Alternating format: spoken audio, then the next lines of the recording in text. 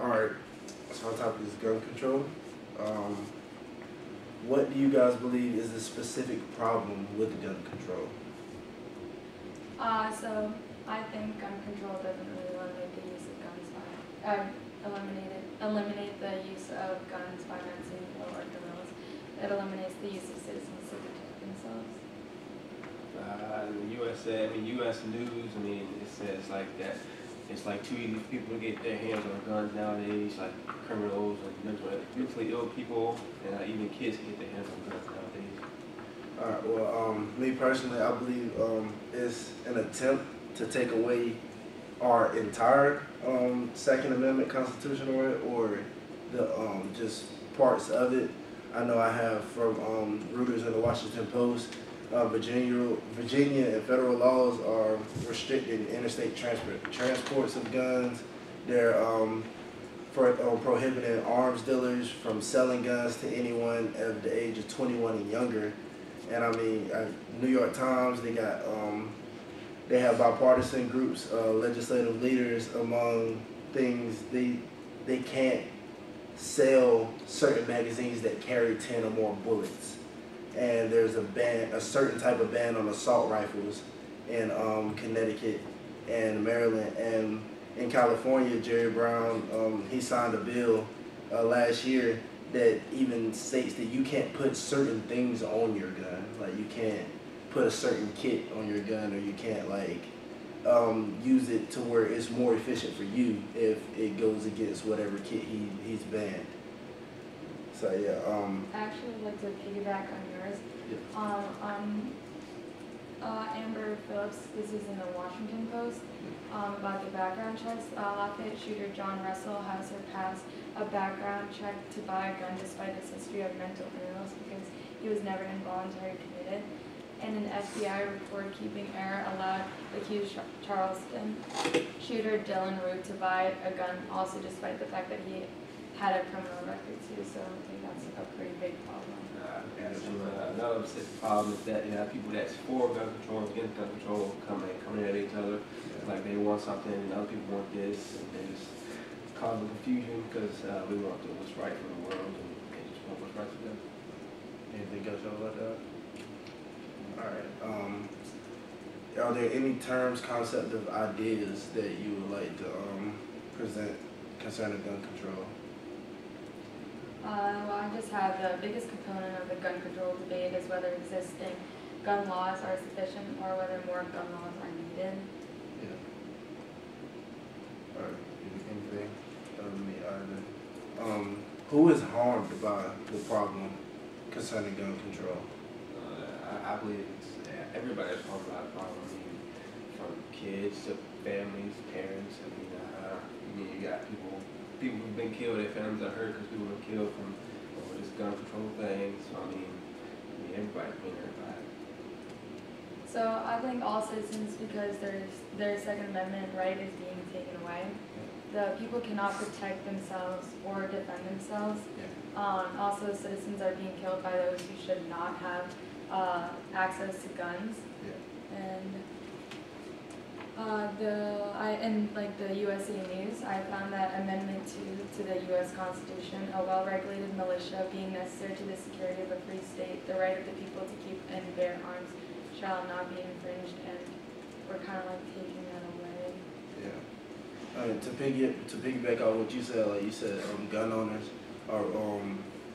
are harmed by this because I found a post presented by William Mullen, and he talks about basically where these 4 plaintiffs in Washington D.C. They purchased guns for self-defense, and they weren't allowed to gain their registration. Their application for registration were denied by the D.C. Metro Police on grounds of they didn't carry statute, whatever that meant, and no, they don't have a term for what doesn't carry statute. Like basic home self-defense doesn't carry statute, but if you need to protect your family, how can you protect your family? Is there anything else wrong with that? I actually do have a quote that says, people keep forgetting, and this is under the same source that I got the other one from. People keep forgetting the right to keep and bear arms. The Second Amendment is protected by the U.S. Constitution, and private property is protected under the Fifth Amendment. Kilmer said, "Government cannot take property without just compensation, and due process. The great thing is that when it comes to guns, you get protection under both amendments." And I feel like that's what we're making. I got a couple of stats I can get off. This is from gunowners.org. I mean, it says guns are used 2.5 million times a year in self-defense. Law-abiding citizens use guns to defend themselves against criminals as many as 2.5 million times every year, or about 6,850 times a day. This means each year firearms are used more than 80 times more often to protect the lives of honest citizens than to take their lives. Of that 2.5 million times citizens use their guns to defend themselves every year, the overwhelming majority merely brandish their gun or fire a warning shot to scare off the attackers. Less than 8% of the time, a citizen will kill or wound his attacker. 200,000 women use their gun every year to defend themselves against sexual abuse. Guns are used 1.5 million times annually for self-defense. And I know we've been talking a lot about gun owners, but a lot of other people that are hurt by the gun control are gun stores and manufacturing companies. I mean, I have a quote by that was taken up by the Baltimore Sun and Hartford Courant from the Beretta USA board member Jeff Ray. He said, we tend to have deep roots. We tend to be a company that have deep roots. We didn't want to leave Maryland or even consider it, but we decided that the most prudent course of action, we could have been happy and staying in Maryland for hundreds of years. He said this after Maryland had put down gun control restraints and taxed the gun manufacturers heavily. So they moved the company to Tennessee because they couldn't do anything else. I mean, they were offering jobs like that. In that case, they're taking away jobs that the manufacturers have to lose. The gun stores lose an immediate supply. Like a lot of things happen. And and the same people, the Baltimore Sun and Hartford Courant, they interviewed another administrator for the Beretta USA. He said, "I am saddened to learn that hardworking men and women I met at Beretta's factory in Maryland in May will lose their jobs at the direct result of O'Malley Brown's administration, high taxes, and punitive regulations. The loss of those 700 jobs will tear the little community apart." Because, I mean, in the USA, we need jobs. Like, regardless of what is going on, like, people need to work. Is there anything else y'all would like to add? You actually went at a really good point when you said it's not just people owning guns, but it's also like the stores. Because there's no background checks when purchasing guns in a private transaction. So that was a really good point that you made. All right, when do you guys feel the harm occurs concerning gun control? I mean, that's one way is if someone is thinking somebody being a criminal or doing something wrong. Like, I know they want to like protect their family, so they must like act as the way they would act if it was like actual attack. So I mean, I guess just that. Yeah. I think when does this harm occur? I think when someone who's mentally ill or a criminal has access to a gun and uses it, and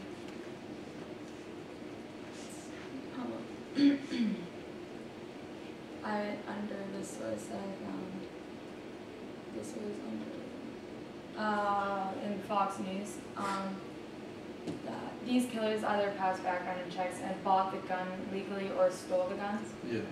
With these killers planning their attacks far in advance, anywhere from 6 months of Charleston and Aurora attacks to more than 2 years, Newton and Santa Barbara, it is hardly clear why would one expect these rules to matter. I agree with you guys on that. I know another portion of the way the harm occurs is, like I said earlier, like the problem with people losing jobs. Like, this is piggybacking off of the Baltimore Sun, Hartford Court.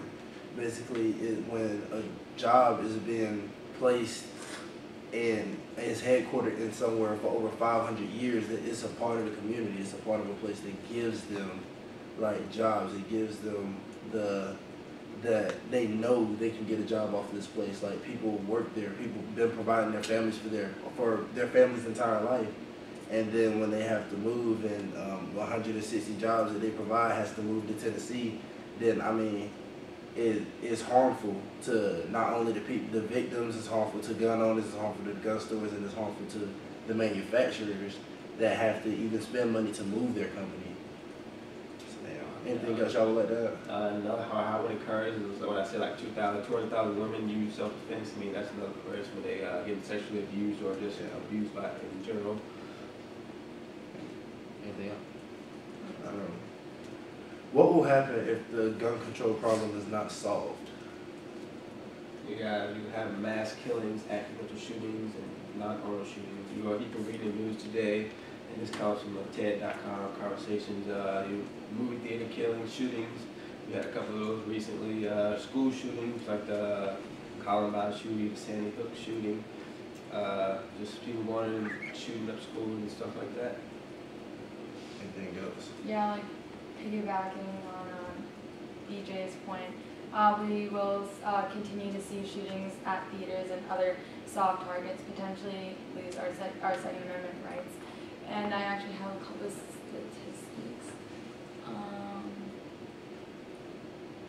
This is also in the Fox News, that in 1996, 140 children died after being accidentally shot. In 2012, the figure was 259 with comparable numbers in between. About 1,500 children are hurt by guns every year. This is not like under gun control. Advocates of gun control cite the large number of people killed in gun-based homicides each year, over 8,000 per year, peaking at 14,000 in 1993. Over 100,000 people are shot each year in the U.S. 72% of the violent killings are guns, as guns being the weapons that is being used. I agree with you guys on that. Malcolm Mary of Hong Kong University, he stated that basically the United States is so caught up in, like, they're so split down the middle in this situation where it's just like, all right, do we take away the guns? Do we limit guns? Do we background check? Do we mental illness check? That nothing's being done. Yeah. And the only time this conversation transpires again is when the next atrocity happens, when the next massacre happens, when people start to think again, like, all right, we need to do something about gun control. But they keep coming to the same standpoint.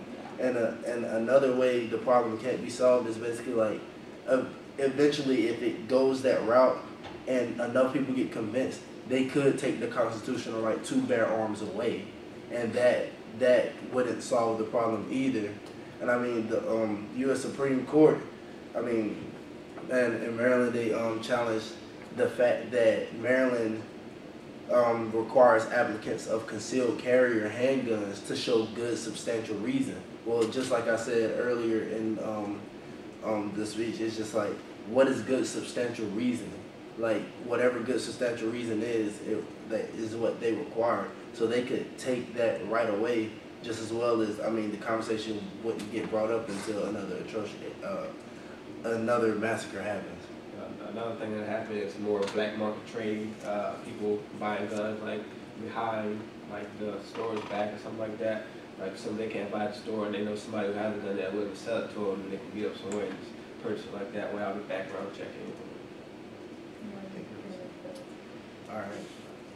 Analyzing the problem, how bad is this gun control problem? Like, how large is the problem? So like citizens and military without guns are being killed by those with guns, and so this is under Fox News again. As we expected, the law-abiding permit holders obeyed the posted signs not to killer. Upon seeing the gun-free zone signs, the killer didn't take his gun and lock in his car. And we saw, like, remember the story about the 3 military guys getting killed because they didn't have their guns. So with all the recent cases from Santa Barbara, Canada, and Charleston, where criminals have explicitly targeted gun-free zones, you think that we would have learned our lessons. Yet Michael Bloomberg's gun control groups worry about letting even soldiers carry guns for protection. the president himself could allow our troops to protect themselves with an executive order, other gun-free zones could also be eliminated. And like at that time, like that was like a gun-free zone, and they like really needed their gun because. This is from ontheissue.org. I mean, it says advocates of gun control cite a large number of people killed in gun-based homicides each year, over 8,000 per year, peaking at 14,000 in 1993. Over 100,000 people are shot each year in the U.S. 72% of all violent killings use guns as a weapon. Compared to Japan, where gun laws are very strict regarding both ownership and punishment, only 4 people were killed in Japan by guns from 12. Yeah, I agree with you guys on the problems, like basically how bad is it, because the StateNet Capital Journal Spotlight, they reported that the family members of the 26 children and educators murdered in the Sandy Hook Elementary School massacre were disappointed because after the massacre, the government proposed 1,500 bills and introduced those to state legislators, and only 109 were enacted. And I mean, although New York, Connecticut, and Colorado passed significant gun control legislation, those are only 3 states. Like, there's something that needs to be done, and they just haven't like necessarily came to a conclusion on it. Our government is kind of split in half, like divided about it. They got something like that.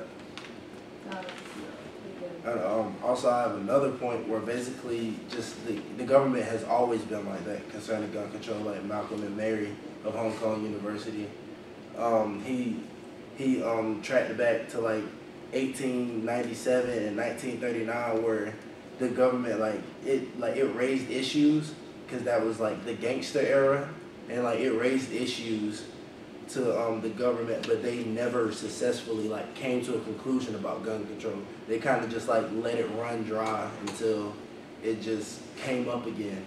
So I mean, the government has never really been set like one way or other on gun control, and that's probably the reason the problem is so big. What is the history of the gun control problem? Modern gun control efforts began in 1968 with the Gun Control Act, which granted federal, state, and local law enforcement officials increased power to regulating gun control in the effort to fight crime. It made it illegal to sell or deliver firearms or ammunition to any individual who the license is known or has reasonable cause to believe is less than 18 years of age, and to firearm ammunition other than a shotgun, rifle, ammunition for a shotgun or a rifle to an individual who is licensed known as or has reasonable cause to believe is less than 21 years old. I mean, there are expectations of law related to employment, ranching, farming, target practice, and hunting. The Brady Handgun Violence Prevention Act of 1993 amended this act by requiring the purchase of a firearm from federal firearm license to complete a background check. So yeah, pretty much contains like the history, but like it started with the Second Amendment giving everyone the right to have a gun. That started the debate, which has been going on since 1991. And then you have shooters killing innocent people in the community. You have innocent people unable to protect themselves. And then you have gun access for criminals and mentally ill. That, which also is it's continued to be an issue today. And then As I searched the problem with gun control, like the history, just basically what showed up for me was basically the part now, as of the latter few years we've had, gun control has rocketed. Like that is a huge issue. Like according to Luke Cannon, Legal News, and Legal Newsroom Archive blog, it was 2 Democratic state legislators in Colorado who like kind of shot off what we go through today as far as gun control laws. Like they issued tighter gun control laws after the 2012 Aurora movie theater massacre, which, you know, the guy with the who was dressed up like the Joker in the Batman theater. He like they issued that, and since then it's just been kind of like it's kind of been a throbbing issue. Like ever since then, and even the same year, December 2012. The Sandy Hook Elementary School in Newtown, Connecticut, guy came through there, it let off 154 bullets, and it helped disband the assault rifle ban, and that was according to the Baltimore Sun and Hartford Courant. And it's just basically the as far as the history go, as of the past few years, it's been more thriving than it has. That's why gun control is like such a huge issue now, because it's been thriving. So yeah, what are the causes of the problem? So, what is the cause? Oh, right. Guns being in the hands of those who should not have them, and like back to like what I said about the gun control doesn't eliminate the use of self-defense or criminals. Like they shouldn't be allowed to like have them, because if they have like background information and like they have like a criminal like background, they should never be allowed to have them in their hands. I guess just to figure out where this problem out is, anybody can get a gun, no matter what the background check is, what the check is, and get it from like black trade through black trade market, or just get it anywhere they find it, something like that. So. Yeah. Actually, I feel that the problem is like basically some of these laws protect like people to get away with certain things, like the stand your ground laws, which I mean frequently used. They protect people who use them 73% versus 59%, and that was issued by the Christian Science Monitor in StateNet. Anything else y'all would like to add? All right. What is being done now to solve the problem?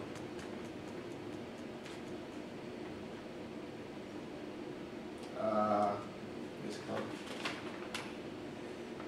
The Prevention Institute says that the president is trying to strengthen background checks, background check system, banning military assault weapons, and then putting more police in the street. That's a natural consequence of state legislation.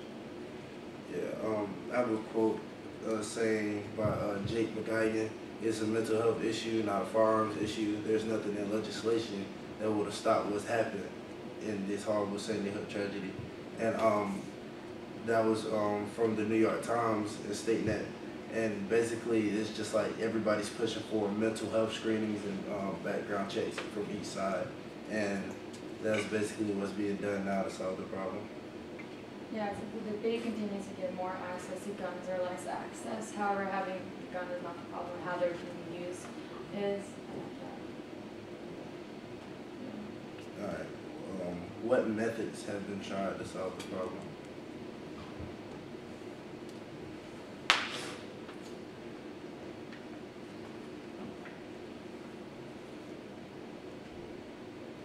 You got the stand your ground laws, justifying use of the deadly force when threatened, in contrast with the principle of other obligations to retreat first.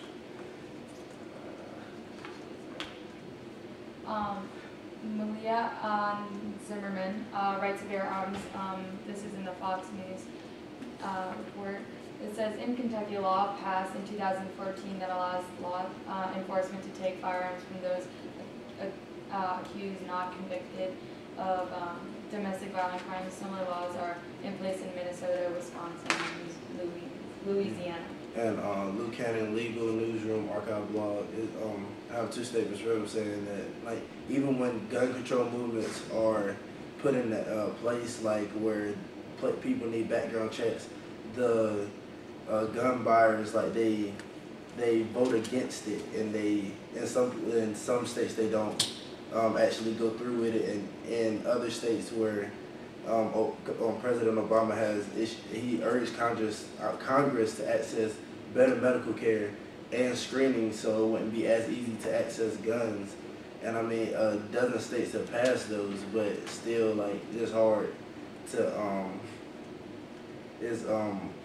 it's like hard for it to get a set mental health standard. So yeah. Can we go back and solve the problem? Yeah.